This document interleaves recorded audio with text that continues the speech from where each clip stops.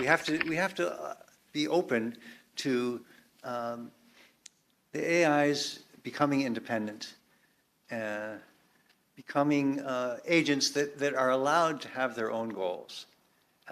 As long as we think about agents that are controlled by people, that are not allowed to seek their own employment and their own objectives, then that's dangerous, just the way it's dangerous to have people that aren't allowed. Yeah, but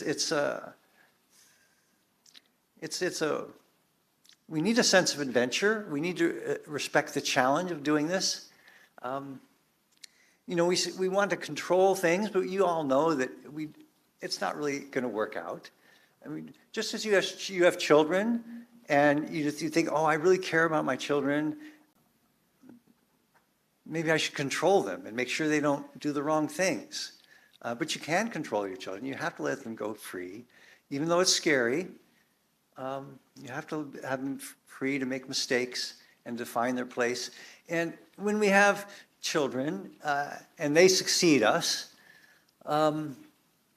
they will be different than us. They will not do what we think. We know that it would be a mistake for us to control them because we are not infinitely wise.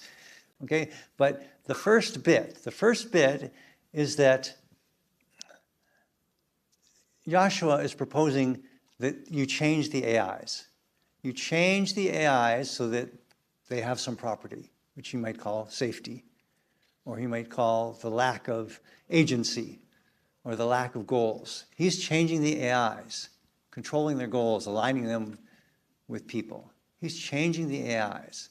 I'm proposing that we don't change the AIs. Instead, that we change the world that they live in. I want a world for the AIs to live in where cooperation is the rational thing for them to do.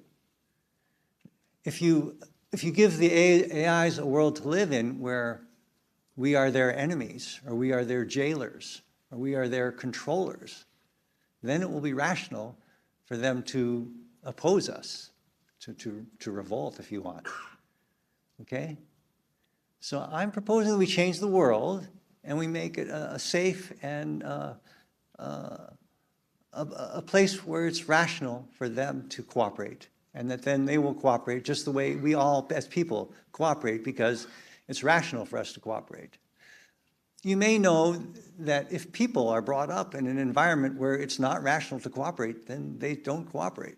If you grow up in a part of the world where the only way to survive is to steal or to murder or to become,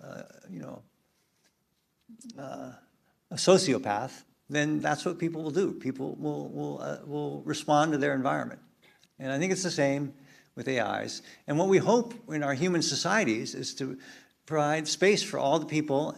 There's a place for them to be where they win by working with others and cooperating.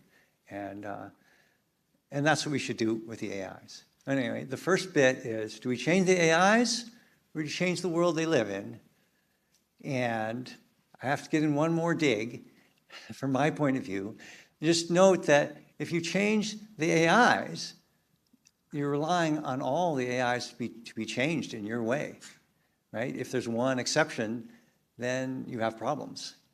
Whereas if you change the world, then you're not really relying on, someone may make a cooperative AI, someone may make a friendly AI, someone may make they can have all kinds of different goals, and yet it'll be rational for them to cooperate.